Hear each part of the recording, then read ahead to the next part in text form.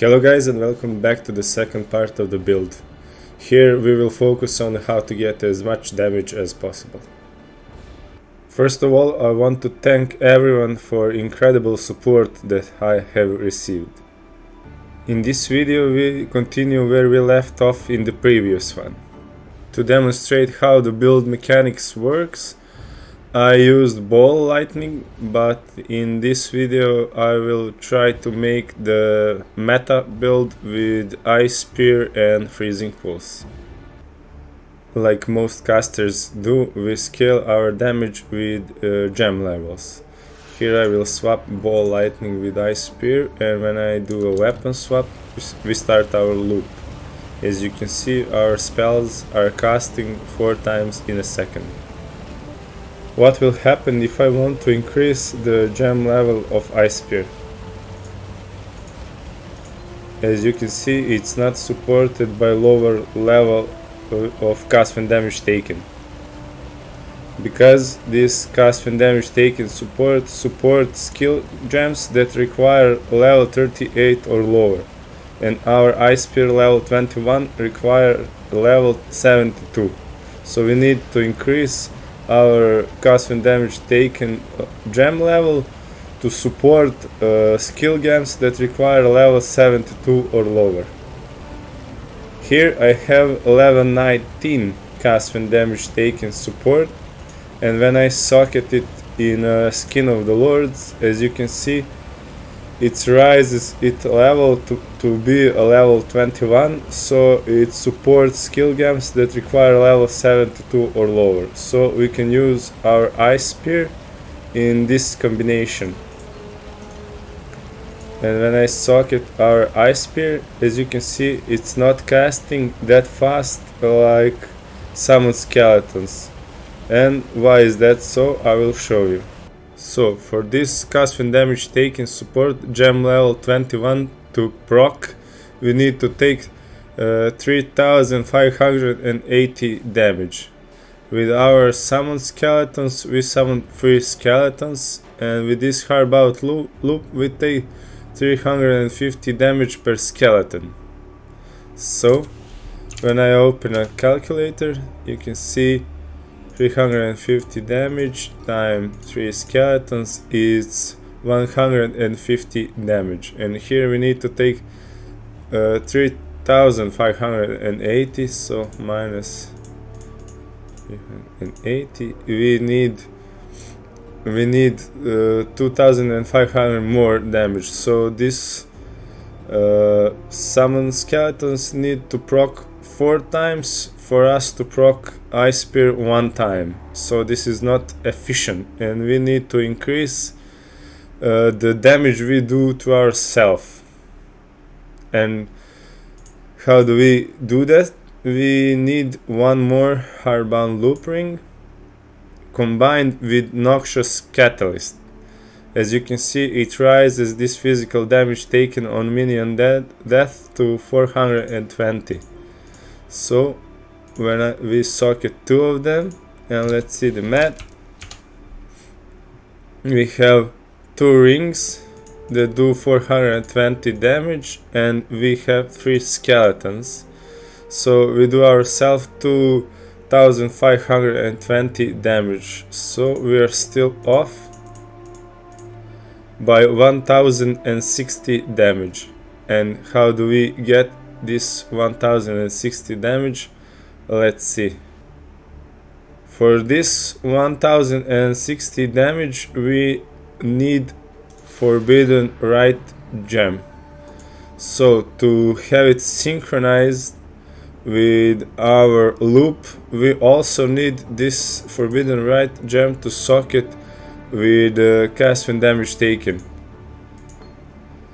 So, and let's see, this forbidden right takes 40% of our maximum life as chaos damage. So let's see, do we have enough damage to proc this level 21 cast when damage taken each time our summon skeletons expired. So basically 4 times in a second. So let's open the calculator. We have 1657 life times 40%. We have here 662 damage, and our chaos resistance is minus 60. So this damage times 60%, we take 1060 damage, so we are barely there.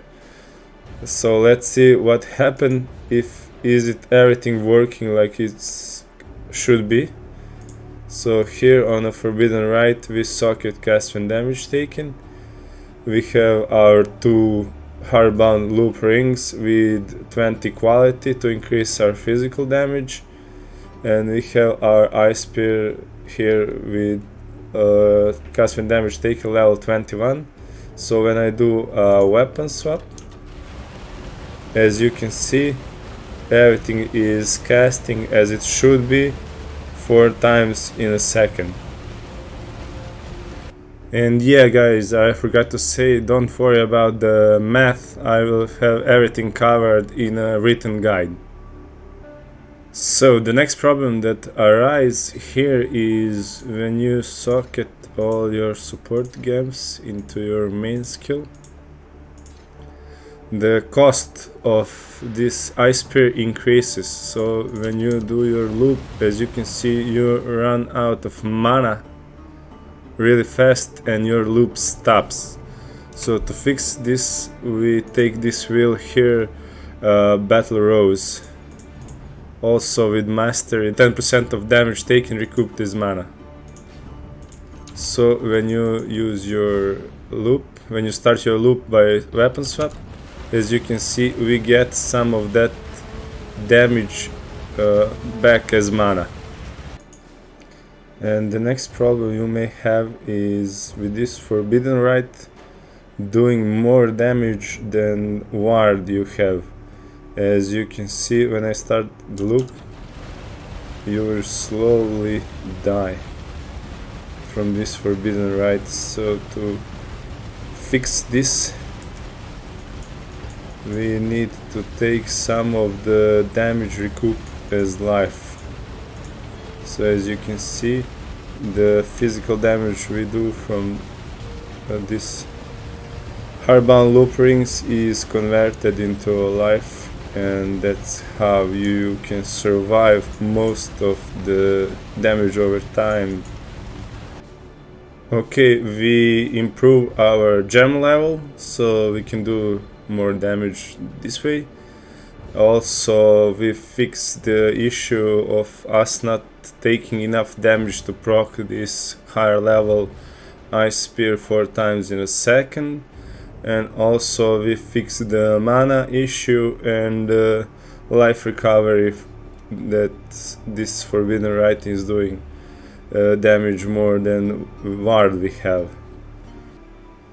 The next upgrade will be to add more flasks, and this creates another problem because this traitor node give us 4 flask charges per empty flask slots.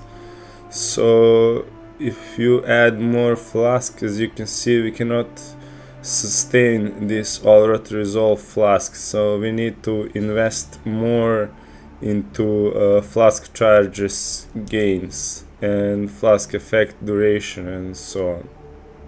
To get more flask effect duration, we can only do this with medium cluster jewels. So to add more medium cluster jewels we need large one. So I will take off the one I used in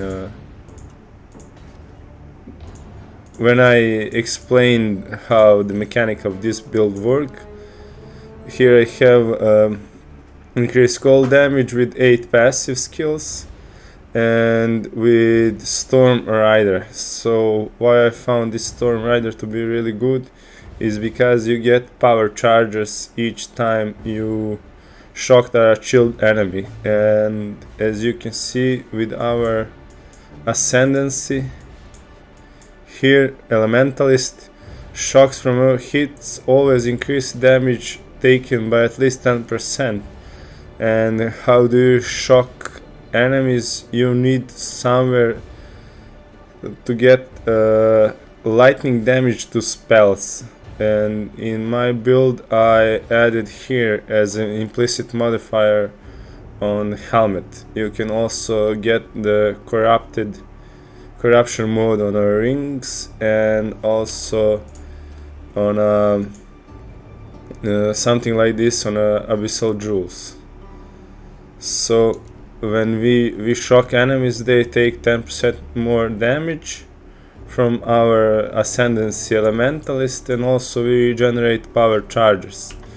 So when I socket this, and this is with 6 passives that give us increased effect and flask charge gains, so I found this to be the best for money, let's say.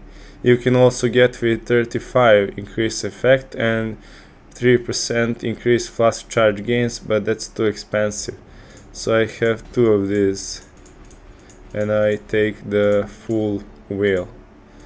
And you can check if it's working by pressing flask and just staying in a hideout and looking, or you can like go away and come back in a few minutes and see if this flask is still active, or you need to invest more into flask charge gains, reduce flask charge use and stuff like that. But don't forget, you don't want to get this increased flask effect. Also you can get flask modes on a belt.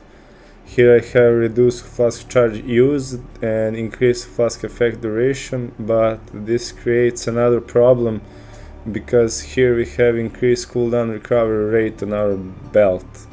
And what this cooldown recovery rate do, I explained in a previous video. So we need at least 9% to replace the belt, and this 9% I get with implicit on our boots.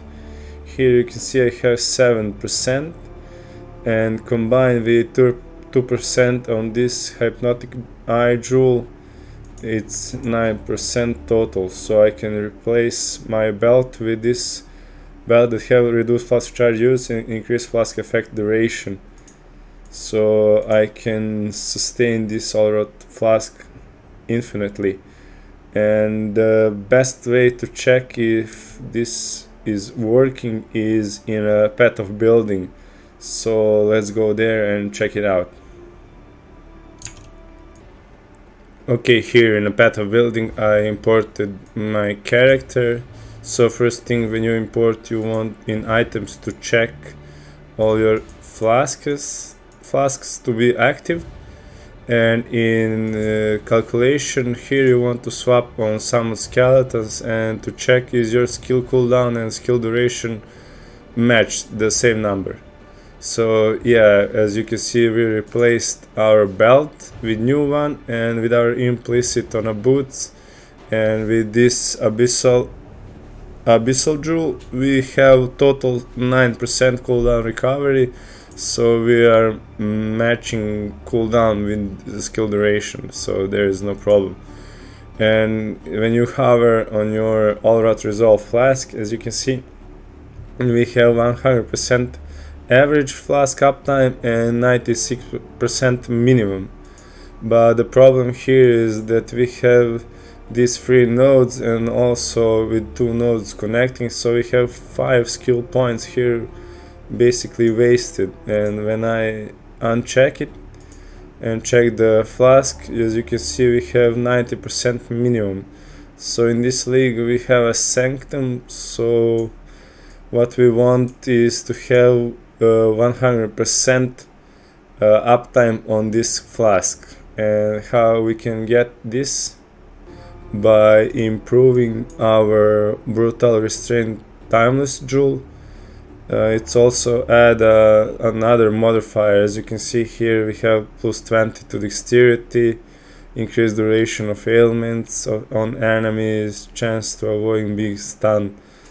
So here I got this brutal restraint jewel, and when I control C on it by hovering a mouse over it, and here in items, just click here on shared items and control V, add to the build, and go in a tree and right click on this timeless jewel and change to the new one.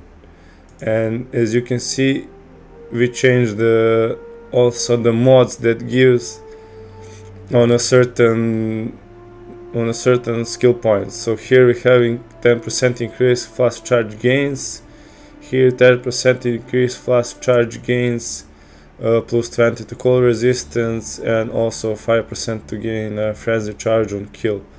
And when we check this all rot resolve flask with our new jewel, we have 100% flask uptime. So we reached the maximum, and we are done with our belt and with our medium clusters that increase our flask effect duration. So the next thing we want to do is to replace this one, so we can add more medium clusters that give us insane amount of damage. So let's see how can we do that. We need this blaster bird because enemies hit our skeletons, they kill them and mess up with our timings, and they mess up our loop. So this node is mandatory, but it can be replaced with this Anomalous summon skeletons. As you can see, additional effect from quality is minions cannot be damaged for 2 seconds after being summoned. So when I replace this summon skeletons with Anomalous summon skeletons, we get the same effect with this medium cluster, so we can replace it. To increase our damage, I use large cluster with 8 passive skill points that have increased cold damage and blanketed snow that give us cold resistance penetration. For our medium cluster, I have increased projectile damage with an eye to an eye and repeater, 2 of these clusters.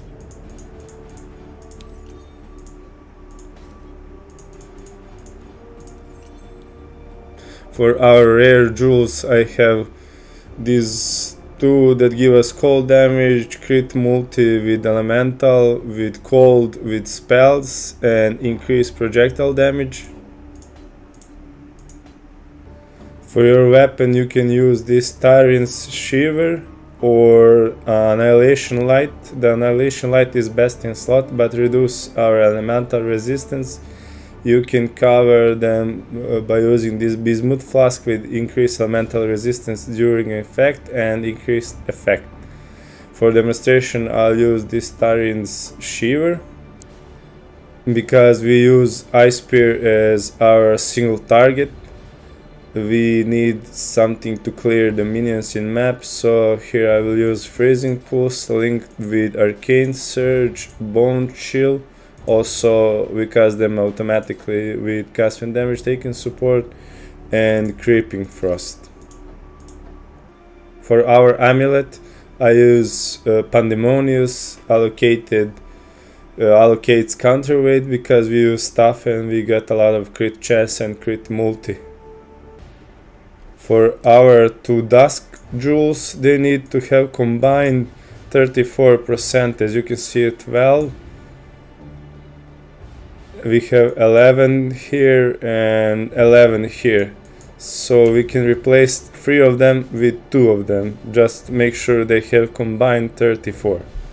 Also in our offhand, you can use cast when damage taken linked with portals, so when you take damage you open a portal automatically. So the final gem links looks like this. Anomalous minion speed linked with forbidden right, linked with cast and damage taken, linked with Anomalous speed. Eternal blessing linked with hatred, phase run, flame dash, and here we have righteous fire linked with cast and damage taken, and for our curse we use sniper mark. For our flasks we have Allrot resolve, dying sun, Kiara's determination, and quicksilver flasks. For the rest of our passive skill point tree, we have here this Heart of Ice wheel, here some crit chance, crit multi for spells, and here we have this market for death with 10% to gain frenzy charge when you hit a marked enemy, and that's the whole tree. As you can see, it's really simple. Okay, our build is complete. So before entering a map, you want to check in your hideout is everything working correctly, so turn on all your flasks and do a weapon swap to start the loop. As you can see, our life is not running all the way down, we have all the skills casting, so yes, everything looks like it's working fine. We have our righteous fire active, and yeah, so let's prepare the first map and see how it's performing. Okay, I have our map prepared, so it's a basic map, nothing special. So let's see. Okay, when you enter a map, first you want to do is turn on all your flasks and do a weapon swap. And basically that's it, you just run and kill everything. Oh, okay, something happened here, we died. And the reason is this shocked ground that give us 80% increased damage taken. So because we do damage to ourselves, we do more than we can take and we die. So we need to bypass this with our Pantheon Soul of Garukhan that reduce shock effect on you. So let's see if this is working. So I have here some gem levels, and I don't know, because I started with every gem level 1 except for our ice spear, so I will level up everything. All I don't want to do is to level this setup here, so I will take care that I don't level them. And as you can see, we are able to clear the minions in maps. So let's see, yeah, as you can see, we stay on a shocking ground and we don't die because our Pantheon is saving us. So I will just run to a boss and see how is the single target. As you can see, we generate our power charge and frenzy charge, and when you use phase run, it will consume all your frenzy charges, so don't use it on a boss fight. As you can see, our damage is not that high, but what can you expect on a low budget? But we managed to kill it. Let's clear the rest of the map. And this is that cast and damage taken that I don't want to level, just right click on it. And all the others. And here by weapon swap, as you can see, we open a portal automatically because it's linked to our cast and damage taken.